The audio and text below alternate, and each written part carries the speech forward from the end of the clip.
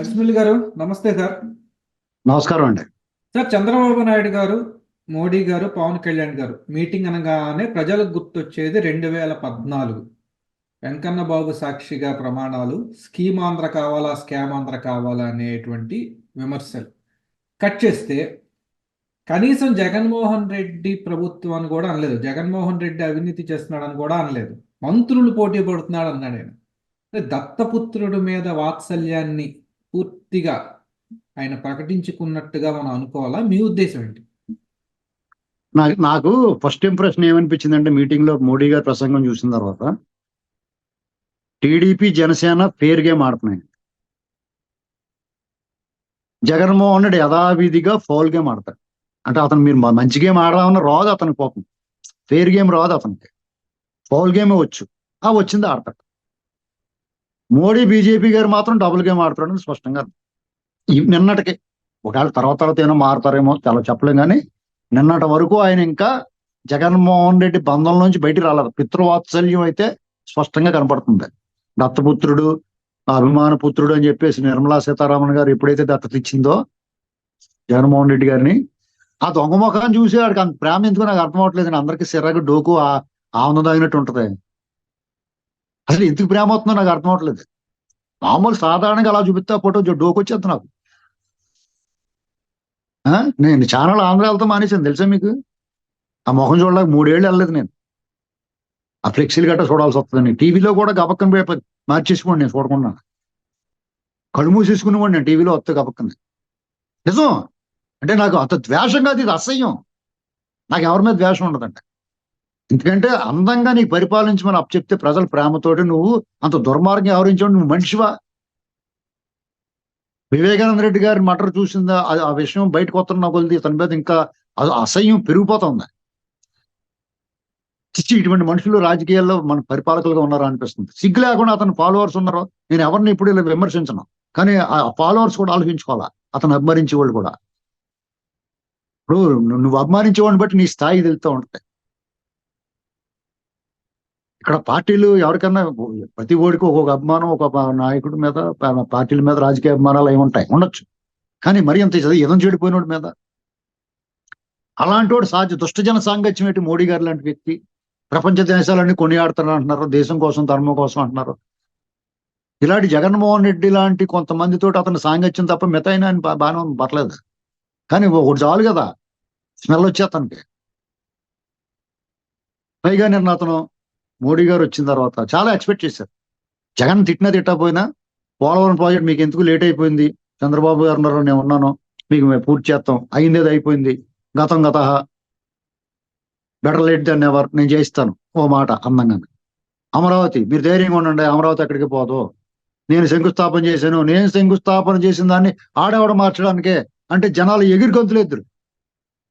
ఆ మాత్రం చెప్పడం చేతకాలేదా? ఈ అరాచకాలు అన్నట్లో ఓట ఆయనకు ఉంది. ఆత్మ చంపుకుని మాట్లాడలేకపోవచ్చు. నేను అన్ని నేనే చేశాను కదా, ఇవన్నీ దుర్మార్గాలు ఆడమే తోసేలేప్పుడు ఆ విషయంలో నిజాయితీగా ఉన్నట్టు. అంటే ఈ దుర్మార్గాలు అన్నట్లు తనకే కూడా ఓట ఉంది కాబట్టి ఆ మాట అతను ఒక్కడి మీద నెట్టేయలేకపోయాడు. నెట్టేయాలి, రాజకీయ నాయకుడు కదా నువ్వు. నువ్వు ప్రధానమంత్రిగా చూడలేదు. ఇప్పుడు నేను భక్తు రాజకీయ నాయకుడిగానే మాట్లాడుతూ కోర్టు వచ్చింది కదా. మీరు అందరూ ఆపద్ధర్మ ముఖ్యమంత్రులు, ఆపద్ధర్మ ప్రధానమంత్రులు. మీరు రాజకీయ సభ పెట్టారు, రాజకీయమే మాట్లాడాల. ఒపీనియన్ మార్చుకుని నువ్వు ఈయన మోడీ గారు జగన్మోహన్ రెడ్డి విమర్శిస్తే ఎవడో ఏమీ అనుకోడు. ఎందుకంటే ఒపీనియన్స్ మార్చుకోకపోతే అసలు రాజకీయ నాయకుడే కాదు. గిరీశం గారు ఏనాడో చెప్పాడు కన్యాశుల్కంలో, అవునా కదా? కాబట్టి మార్చుకోవచ్చు, తప్పే ఉంది. మొన్నటిదాకా నేను ఒంటి కాలు మీద వేసుకోండి బీజేపీ మీద. ఈ జగన్మోహన్ రెడ్డి లాంటి భూతాన్ని సీసాలో పెట్టేస్తానికి పనికొస్తున్నారంటే సరే, ఆ ముళ్ళుని తీయడానికి ఈ ముళ్ళు ఉపయోగపడుతుంది కదా, పోలేరా బాబు వీళ్ళు సపోర్ట్ చేయొచ్చు అనిపించింది నాకు. అయినా సరే మీ కుక్కతోక వంకరలాగా మీ బుద్ధి బయటెట్టేసుకున్నారు నన్ను. అంటే ఇలాంటి విమర్శ చేసేయకూడదు. పొత్తుకి ధర్మానికి విఘాతం కలగకూడదంటే మీ పార్టీ వాళ్ళు మాట్లాడుకోండి, ఏమన్నా నోట్లోంచి నొరలు వచ్చేలా పొగుడుకోండి. మేము అబ్జర్వ్ చేసేదంటే రాష్ట్రానికి నువ్వు వచ్చే ఏడు ఉపయోగం, నువ్వు వచ్చి ఏం మాట్లాడావు? కాంగ్రెస్ రాకూడదు, కాంగ్రెస్ ఎలాగ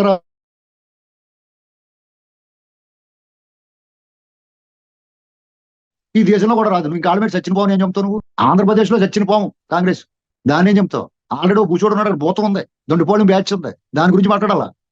దాని గురించి మాట్లాడకుండా చంద్రబాబు గారి చేత అంతసేపు పొగిడిచ్చేసుకున్నందుకన్నా విశ్వాసంగా అన్నా నువ్వు తిరిగి చెప్పాలా?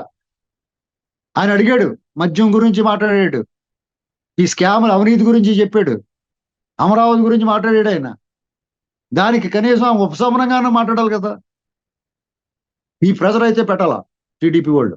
ఓట్లు ట్రాన్స్ఫర్ అవ్వాలి, ఇవన్నీ ఆలోచించుకోవాల్సిన ఏంటంటే రేపొద్దున బీజేపీ తరపున నిలబడాల్సిన వాళ్ళు, నిలబడి వాళ్ళు ప్రాతినిధ్యం కావాలని కోరుకునే వాళ్ళు ఆలోచించుకోవాలి. వాళ్ళ అధిష్టానం మీద ప్రెజర్ తీసుకురావాలా? లేదా ఇందులో ఏదైనా కుట్ర ఉందా అది కూడా ఆలోచించుకోవాలి టీడీపీ వాళ్ళు. ఎందుకంటే 6 ఎన్నో తీసేసుకున్నారు పార్లమెంట్ సీట్లు. అంటే టీడీపీ పోటీ చేసే సీట్లు 17కి పరిమితం చేశారు. అంటే ఆడు 20 దాటకూడదు టీడీపీ పార్లమెంట్ లో. 25 పోటీ చేస్తే 25 నెక్కుతుంది టీడీపీ. ఇవాళ ఉన్న పరిస్థితి 25కి 25 గెలుస్తుంది. అంటే 25, 24 సీట్లు చేతిలో ఉండి చంద్రబాబు గారు సెంటర్ లో ఉంటే చక్రం గిరగిరా తిరిగేద్దన్న భయం వాళ్ళకి. అందుకని మొదట్లోనే కాళ్ళకి పగ్గాలు వేసేసారు. 18, 17 సీట్లకు పరిమితం చేసేసారు. ఇది ఏదైనా ఉందేమో ఆలోచించి. ఎందుకంటే బీజేపీ తీసుకున్న సీట్లు వాళ్ళు ఓడిపోయినా పర్లేదు, మన చెంచాగాడికి వస్తాయి కదా అన్న లెక్కలో ఉన్నారు వాళ్ళు. ఇది మాత్రం చాలా సీరియస్ ఆలోచించుకోవాలి. అంటే అది మాకు తెలియదా, వాళ్ళకి తెలియదా అని పెద్ద మేధావులు మాట్లాడుతుంటారు. వాళ్ళు తెలియదా, మీకే తెలుసా? ఎస్ తెలియదు. వాళ్ళు ఏదో అవసరం కొద్దీ వాళ్ళు ఏదో ఈ బెడద వదిలితే చాలురా బాబు అనుకుంటున్నారు. కానీ రాబోయే రోజుల ప్రమాదం చూసుకోవాలా. జగన్మోహన్ రెడ్డి అనేటువంటి వ్యక్తి రామ్ గోపాల్ వర్మ సినిమాలో దెయ్యం నటుడు. మీకు అటేపు తిరిగి కూర్చుంటది, జుట్టెర వేసుకుని తెల్లసీర కట్టుకుని, ఎవరో పాపమని వెళ్ళి భుజమి చేయగానే పర్రమని వెనక తిరుగుతుంది ముఖం, ఇంత భయంకరమైన ముఖంతో. అలాంటి వాడు అతను. ముందు అయ్యో బాబు బాబు బాబు అని బతిమాలతో ఉంటాయి, ఇట్రా బాబు అని అలాగానే దెయ్యం ముఖం చూపిస్తారు. అది సినిమాలో చూసారా మీరు? అటేపు తిరిగి కూర్చుంటది, భుజమే చేయగానే వెనక్కి తిరగగానే గుండె జారిపోతుంది మనకి. అలాంటి వాడు జగన్మోహన్ రెడ్డి. చూసుకోవాలి జాతకాన్ని. టీడీపీ వాళ్ళు ఈ మోడీ గారు ఉన్నాళ్ళే మన వెనకాల, ఏం పర్లేదు అనుకుంటే చాలా ప్రమాదం. ఓట్లు ట్రాన్స్ఫర్ అవ్వాలంటే టీడీపీ వాడు అడగట్లేదు, బీజేపీ తరపున నిలబడదాం అనుకున్న వాళ్ళే. అది కూడా ఈ జీవీఎల్లో సోమవీర్రాజు, విష్ణువర్ధన్ రెడ్డి లాంటి అంటే జగన్మోహన్ రెడ్డి దగ్గర డబ్బులు దొబ్బేసి వాళ్ళకి కావాల్సిన సీట్లు అమ్మేసుకుంటారు. వాళ్ళకి వచ్చిన సీట్ కూడా అమ్మేసుకుంటారు. ఆఖరికి ఎలక్షన్ ఏజెంట్ ఫారాలు కూడా అమ్మేసుకుంటారు. నిజం ఇది. వాళ్ళు గట్టిగా మాట్లాడితే కానీ రుజువులు ఇచ్చేస్తాం, ఓవర్ యాక్షన్ చేస్తాం, నోరు మూసుకుని ఉండాలి, ఎక్కువ మాట్లాడుకున్నాం. ఎవరెవరికి ఎక్కడ అమ్ముకున్నారో చెప్పేస్తాం. ఇలాంటి వాళ్ళు ఏంటి అని ప్రశ్నించారంటే వీళ్ళ గురించి స్టడీ చేయకుండా ఏం మాట్లాడతలేదంటే ఒళ్ళు దగ్గర పెట్టుకుని వ్యవహరించాలి. ఇదే రాష్ట్రానికి సంబంధించింది, రాష్ట్ర ఉనికికి సంబంధించింది, రాష్ట్ర ప్రజల భవిష్యత్తుకి సంబంధించి భవిష్యత్ తరాలకు సంబంధించింది. మీ దుర్మార్గ దుశ్చేష్టలను భరించా ఊరుకుంటారా? తోలు తీసేస్తాం, ఏ రోజుగారో శస్త్ర చికిత్స చేస్తాం, కుట్లేస్తాం మానేస్తాం, మళ్ళీ ఆపరేషన్ చేసి. మీ ఇష్టం మాట్లాడేసి జనాలు ఏం ఎర్రి పప్పులు అనుకుంటున్నారు మీరు ఏమన్నా? ఏదో మాట్లాడేసి వెళ్ళిపోతే. జగన్మోహన్ రెడ్డి సభ అంటే జనాలు పారిపోతున్నాడు, ఒకటి రావట్లేదు. నిన్న సభకి ఎలా వచ్చారు జనాలు మూడ్ గమనించుకొని మాట్లాడాలా. యథా రాజా తథా ప్రజ కాదు, యథా ప్రజా తథా రాజా. ఇవాళ ప్రజల మూడ్ ఎలా ఉందో అలాగే మీరు మాట్లాడాలా. నీ మనసులో ఏమున్నా కానీ ప్రజలను చూసిన తర్వాత, ప్రజల ఉత్సాహం చూసిన తర్వాత, ప్రజల ఆదరణ చూసిన తర్వాత, ప్రజా వెలువ చూసిన తర్వాత నువ్వు ప్రజలకు అనుగుణంగా మాట్లాడితేరాలి. ప్రజలు ఏం కోరుకుంటున్నారో అది మాట్లాడితేరాలి. మీరు ఎంత తోపు తురుముగానైనా ప్రజల అభిప్రాయాన్ని మీరు ఏమీ మార్చలేరు. వాళ్ళని మీ దారిలో తెచ్చుకోలేరు. వాళ్ళ దారిలో మీరు వెళ్ళాల్సిందే.